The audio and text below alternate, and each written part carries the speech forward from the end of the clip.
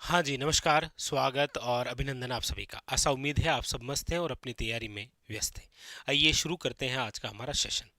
जैसा आपको विदित भी है कि हम पुराने जो पेपर हैं उनका सॉल्यूशन कर रहे हैं और आज इसी कड़ी में बहुत ही शानदार शानदार जो क्वेश्चन है उनका हम सॉल्यूशन करते हैं। लीजिए, ये रहा आज के हमारे सेशन का पहला क्वेश्चन। क्वेश्चन आपसे पूछा जा रहा है, भाती खत्री किस लोक देवता को संदर्भित करता है? यानी कि ये जो उपनाम है ये कौन से लोक देवता से संबंधित है? मलिनाथ जी से, तेजा जी से, कल्ला जी से या फिर हड़बू जी से पूछा जा रहा है। ये किससे संदर्भित है? तो आप कहेंगे सर यहाँ पर ये जिनको कहा गया है वो है, आपके याद रखिएगा, कल्ला जी। कल्ला जी राठौड़ याद रखिएगा।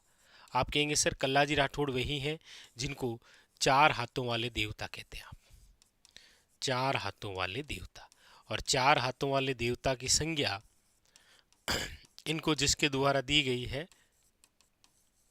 वो है, आपके याद रखिएगा, अकबर। इसलिए पूछा भी जाता है कि कल्ला जी जो राठौड़ हैं निम्न में से उन्होंने किस मुगल शासक से मुकाबला किया था? याद रखिएगा, अकबर। अब यहाँ पर दो बातें और ध्यान रखिए। एक तो आपको पूछा जाता है कि कल्ला जी राठौड़ का संबंध जो है वो कौन से किले से रहा है, और एक आपको पूछा जाता है कल्ला रायमलोत का जो संबंध है वो कौन से किले से रहा है। तो देखिए, कल्ला रायमलोत का संबंध तो रहा है शिवाना किले से, और कल्लाजी राठौड़ का संबंध रहा है, याद रखिएगा, चित्तौड़गढ़ से। बहुत ही इंपॉर्टेंट, याद रखिएगा, कल्लाजी राठौड़।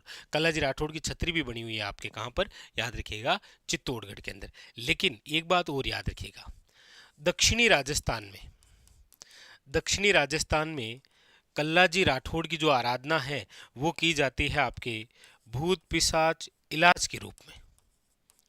भूत पिशाच इलाज के रूप में दक्षिणी राजस्थान में निम्न में से कौन से लोक देवता? तो याद रखिएगा आपके सामने है कल्लाजी राठौड़। ऑप्शन नंबर क्या हो जाएगा? सी इज अ करेक्ट आंसर। अगला अगला है आपके सामने कि लाला जेदयाल और मेहराब खान ने कहां पर 1857 के तहत विद्रोह का नेतृत्व किया था? नाम है लाला जेदयाल और मेहराब खान। इन दोनों ने 1857 में विद्रोह कहां पर किया? ऑप्शन है आपके सामने, भरतपुर है, नसीराबाद है, एरिनपुरा है, कोटा है। आप कहेंगे सर इन दोनों ने जहां पर विद्रोह का नेतृत्व संभाला था वो है, याद रखिएगा, कोटा का विद्रोह। कौन सा विद्रोह है? कोटा का विद्रोह। ये जो कोटा का विद्रोह है ये कब हुआ है? तो कोटा का विद्रोह हुआ है आपके 15 अक्टूबर 1857 को, याद रखिएगा। कोटा जो है यहाँ पर जो विद्रोह हुआ है वो, याद रखिएगा, एक जन विद्रोह है, जनता द्वारा किया गया विद्रोह है। और जनता ने इसी कोटा किले पर जो अधिकार है वो कितने माह तक रखा था? 6 माह तक। अभी किसी एग्जाम में आया था कि कोटा के विद्रोह में मारे जाने वाले अंग्रेज अधिकारी कौन कौन थे। तो देखिए, एक तो कोटा का पॉलिटिकल एजेंट जिसका नाम है मेजर बर्टन मारा गया। इसके अलावा दो डॉक्टर मारे गए थे। कौन कौन से?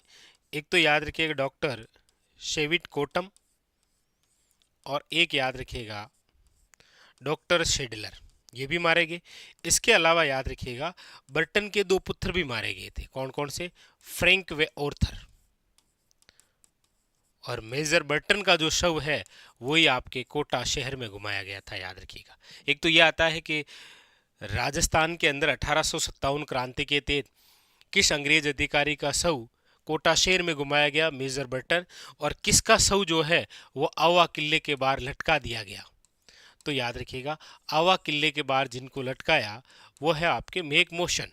और मेघ मोशन जो है वो, याद रखिएगा, मारवाड़ के पीए हैं, मारवाड़ के पॉलिटिकल एजेंट है, याद रखिएगा। कहाँ के? मारवाड़ के पॉलिटिकल एजेंट। ठीक है, आगे अगला क्वेश्चन है आपके सामने, लीजिए क्या पूछा जा रहा है, देखिएगा। पूछा जा रहा है आपसे कि पिछवई जो है वो किस चित्रकला शैली से संबंधित है? पिछवई जो है वो किस चित्रकला शैली से संबंधित है? सबसे पहले तो पिछवई क्या है? भगवान श्री कृष्ण का जो मंदिर होता है उस मंदिर में जो मूर्ति होती है उस मूर्ति के पीछे की जो दीवार है, उस दीवार पर कपड़ा लगाकर जो चित्रण किया जाता है उसे आप क्या बोलते हैं? पिछवाई। और पिछवाई जो चित्रकला है वो किस चित्र शैली से संबंधित है? याद रखिएगा, नाथ द्वारा। नाथ द्वारा जो चित्र शैली है, यहाँ से यदि कोई और इम्पोर्टेंट क्वेश्चन बनता है तो वो है महिला चित्रकारों के नाम, जिसमें नाम सुनते हैं, एक का कमला और दूसरा का इलायची। याद रखिएगा, एक कमला और दूसरी है आपके कौन? इलायची। ठीक है, आगे अगला अगला है आपके सामने, लीजिए कि राजस्थान में दक्षिणी पश्चिमी जो मानसून ऋतु है उसकी अवधि क्या रहती है? दक्षिणी पश्चिमी मानसून, मानसून आने वाला है, इसका मतलब कौन सी ऋतु शुरू होगी? तो आप कहेंगे सर वर्षा ऋतु। अब यहाँ पर डायरेक्ट आपको पूछना यही चाह रहा है कि वर्षा ऋतु का समय क्या है। तो आप सब जानते हैं कि सर वर्षा ऋतु का जो समय है वो रहेगा आपके जून से लेकर सितंबर तक। जून से लेकर सितंबर तक। अच्छा, हमारे राजस्थान में मानसून की याद रखिएगा 2 शाखाएं आती है। जैसे ये हमारा राजस्थान है, इस राजस्थान में टोटल 2 शाखा आती है। एक तो है यहाँ पर याद रखिएगा अरब सागर, और एक इधर से आएगी आपके कौन सी? बंगाल की खाड़ी। ये तो इधर से आ रही है और ये इधर से, लेकिन याद रखेंगे सबसे पहले जो शाखा आ रही है वो अरब सागर की है। इसीलिए आप पढ़ते हैं कि राजस्थान में जो मानसून है उसका नाम है दक्षिण पश्चिमी मानसून। बाकी राजस्थान में मानसून का जो प्रवेश द्वार है, मानसून का जो प्रवेश द्वार है वह है याद रखिएगा बांसवाड़ा। लेकिन याद रखेंगे सबसे पहले तो आता है अरब सागर, लेकिन राजस्थान में सर्वाधिक मानसून कौन सी वर्षा किससे होती है? तो बंगाल की खाड़ी से। याद रखेंगे सबसे पहले किससे होती है? अरब सागर से। सर्वाधिक किससे होती है? बंगाल की खाड़ी से।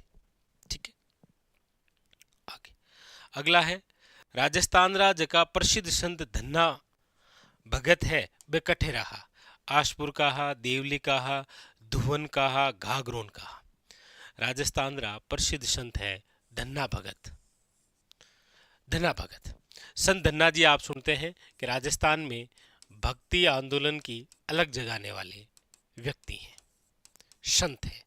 भक्ति आंदोलन के प्रणेता के रूप में आप इन्हें पढ़ते हैं। इनका जो जन्म है वो याद रखिएगा कहाँ पर हुआ है? तो आप कहेंगे सर धुवन गांव है टोंक में। हालांकि जाट साहित्य यदि आप पढ़ेंगे तो वहाँ पर चोरू गांव भी आता है जो कि आपके दुदू जयपुर में है, लेकिन ये याद रखेंगे धुवन गांव कौन सा? टोंक। और संत धन्ना जी जो है वो हमारे राजस्थान की रामानंद है, राजस्थान का रामानंद कहा गया है। हालांकि याद रखेंगे कि संत धन्ना भगत जो है इनके गुरुजी का नाम क्या है? तो याद रखिएगा रामानंद जी। क्या नाम है? याद रखिएगा रामानंद जी। तो ऑप्शन नंबर जो है वो यहाँ पर क्या हो जाएगा? सी इज ए करेक्ट आंसर। अगला है आपके सामने, लीजिए पूछा जा रहा है कि ग्रासिया जनजाति का प्रमुख नृत्य कौन सा है? ग्रासिया जनजाति जो है वो प्रमुख नृत्य कौन सा है? वालर है, घुड़ला है, घेर है या गौरी है?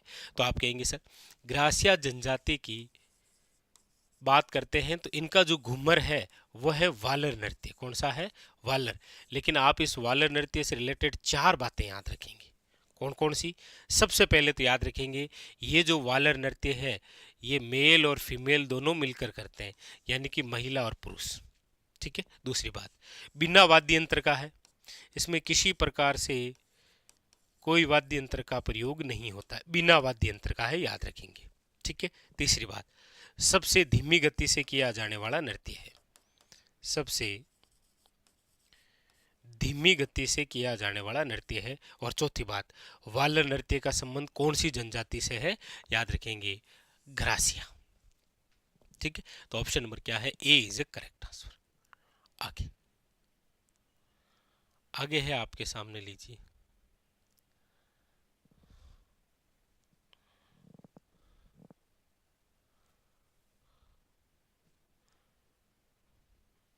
लीजिए अगला क्या कह रहा है, देखिए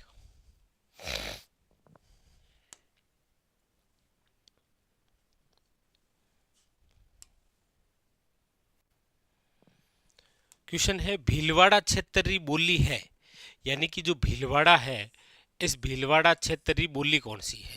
तो आप सब जानते हैं कि भीलवाड़ा कौन से क्षेत्र में आता है, मेवाड़ के अंदर। और मेवाड़ में जो स्पेशल बोली है वो है आपके कौन सी, याद रखिएगा मेवाड़ी बोली। इंपॉर्टेंट, याद रखेंगे, ठीक है। अगला अगला देखिए क्या कह रहा है। अगला आपसे पूछा जा रहा है कि 1956 ईस्वी में किन क्षेत्रों के विलय के बाद राजस्थान का जो एकीकरण है वो पूर्ण हुआ है। यानी राजस्थान का जो एकीकरण है वो पूर्ण कब हुआ था, तो आप कहेंगे सर वो हुआ था 1 नवंबर 1956। तो किन के विलय के बाद हुआ था, तो आप कहेंगे सर वो है आबू देलवाड़ा और अजमेर। इन दोनों का जैसे ही विलय हुआ हमारा पूरा राजस्थान बन गया। ऑप्शन नंबर क्या है, D is a correct answer, ठीक है। अगला है आपके सामने कि अरावली श्रेणी में निम्नलिखित में से कौन सी सर्वोच्च पर्वत चोटी है। सर्वोच्च पर्वत चोटी कौन सी है, तो देख लीजिए रघुनाथगढ़ जो है उसकी ऊंचाई है 1055, अचलगढ़ जो है वो है आपके 1380, तारागढ़ जो है वो है 873, शेर जो है वो है 1597। अब आप ही बता दीजिए कौन सी सर्वोच्च चोटी हो जाएगी। शेर, याद रखेंगे। अगली अगला देखिए क्या पूछा जा रहा है।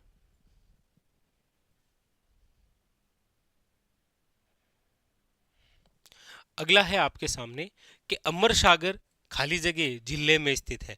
अमर सागर जो है वो कौन से जिले में है, जोधपुर के अंदर है, जैसलमेर में है, जयपुर में है या उदयपुर के अंदर है। तो आप कहेंगे सर अमर सागर जो है वो आपके जैसलमेर में है।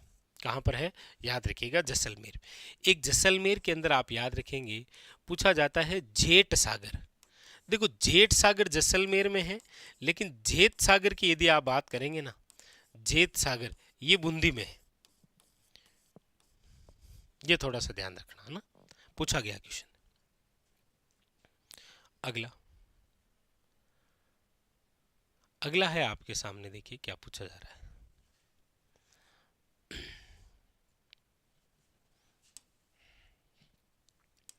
अगला पूछा जा रहा है कि धौली दूब राजस्थान के किस संत से संबंधित है। धौली दूब चरणदास जी से है, पिंपा जी से है, रामचरण जी से है या लालदास जी से। तो आप कहेंगे सर संत जो लालदास जी हैं इनका जो जन्म है वो याद रखिएगा 1540 के अंदर जहां पर हुआ है वो है आपके धौली दूब, और ये कहां पर है तो याद रखिएगा अलवर के अंदर। संत जो लालदास जी हैं याद रखिएगा ये मेव जाति से संबंधित है। इनके बारे में कहा जाता है कि ये हमारे राजस्थान में सांप्रदायिक सद्भावना के प्रतीक के रूप में पूजनीय संत हैं, क्योंकि ये जन्म से मुस्लिम है, कर्म से हिंदू है। याद रखिए इनके गुरु का नाम है गदन चिश्ती। क्या नाम है, याद रखिएगा गदन चिश्ती इनके गुरु का नाम। इनकी रचना भी है लालदास जी चेतावनियां। इनका संप्रदाय भी है लालदासी संप्रदाय। अच्छा एक और बात याद रखेंगे, पूछा जाता है कि मध्यकालीन इतिहास में मेवात क्षेत्र के सबसे प्रसिद्ध लोक संत कौन से हुए हैं, तो याद रखिएगा लालदास जी। मध्यकालीन इतिहास में मेवात क्षेत्र के सबसे लोकप्रिय संत यही हैं, क्योंकि मेवात क्षेत्र में आप और भी पढ़ते हैं संत चरणदास जी का नाम, चरणदासी संप्रदाय।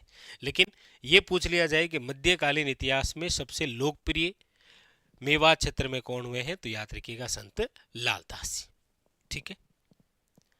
आगे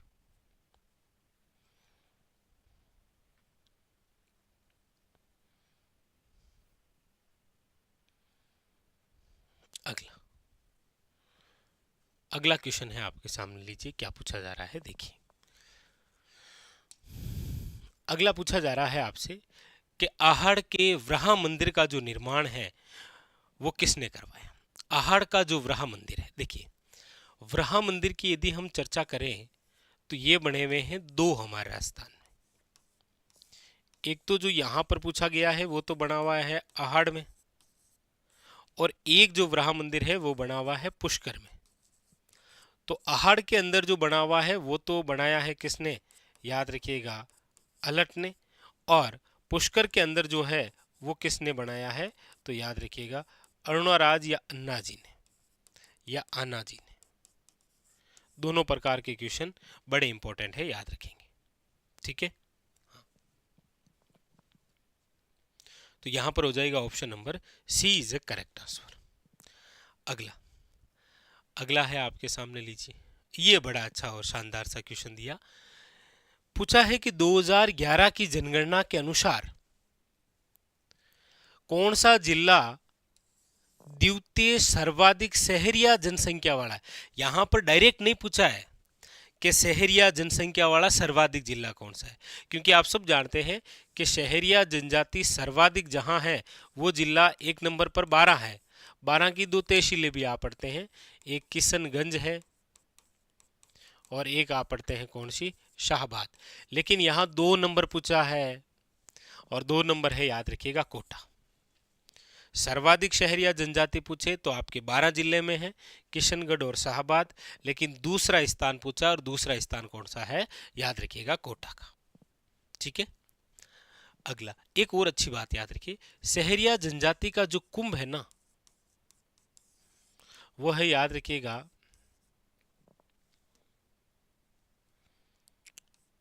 सित्ताबाड़ी मेला। और सित्ताबाड़ी जो मेला है ये भरता कहाँ पर है, तो याद रखिएगा केलवाड़ा। और केलवाड़ा स्थान कहाँ पर है, 12। आजकल क्या है, ये स्थान पूछे जाते हैं, तो आप थोड़ा सा ध्यान रखें। ठीक है, एक सेशन लेकर आएंगे प्रमुख स्थानों से संबंधित। ठीक है, चलो अगला है,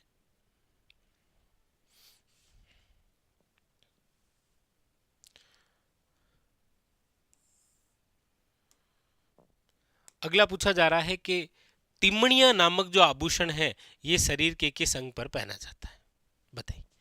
तिमणिया नामक जो आभूषण है वो आपके शरीर के किस अंग में पहना जाता है, बता लीजिए। अब इसका आंसर आपको ही बताना है, ठीक है। नाक में है, गर्दन में है, कान में है या सिर में है, इसका आंसर आप कमेंट करके बताना तिमणिया का। ठीक है, ये आपके लिए छोड़ देता हूं। अगला है आपके सामने, देखो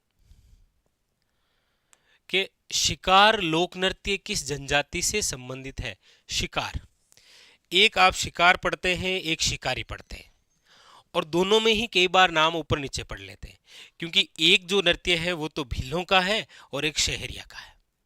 तो यहां पूछा गया कि शिकार लोक नृत्य, हालांकि यहां कोई कंफ्यूजन की बात ही नहीं है, क्योंकि भील जनजाति ऑप्शन में नहीं दे रखी, तो इसका सीधा सीधा राइट आंसर हो जाएगा आपके काम कौन सा, शहरिया, याद रखिएगा। ठीक है, शहरिया का लोक नृत्य है आपके कौन सा, याद रखिएगा, शिकार। अगला देखिए, अगला है आपके सामने कि राजस्थानी भाषारो पहलो उपन्यास कुण शो मानो जावे। राजस्थानी भाषा का पहला उपन्यास कनक सुंदर है, आबे पटके है, हूँ गोरी किन पीवरी है, धोरा धोरी है। तो आप कहेंगे सर राजस्थानी भाषा का प्रथम उपन्यास बहुत सुंदर है, वो कनक सुंदर है, वो किसके द्वारा लिखा गया है, तो याद रखिएगा शिवचंद भरतिया। शिवचंद भरतिया, इन्हीं के द्वारा लिखा गया है कनक सुंदर। इन्हीं के द्वारा प्रथम कहानी लिखी हुई है कौन सी, विश्रांत प्रवास। विश्रांत प्रवास, याद रखिएगा। और इन्हीं के द्वारा नाटक लिखा गया कौन सा, केसर विलास। बहुत अच्छा क्वेश्चन बनेगा। केसर विलास नाटक है, विश्रांत प्रवास कहानी है, और उपन्यास कनक सुंदर है। ये सारी रचनाएं किसकी है, शिवचंद भरतिया जी की। ठीक है, अगला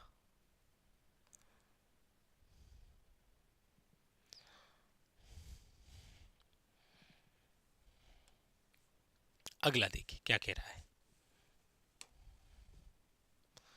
अगला पूछा जा रहा है आपको कि बालाथल जो सभ्यता है, बालाथल सभ्यता का उत्खनन किसके निर्देशन में हुआ है।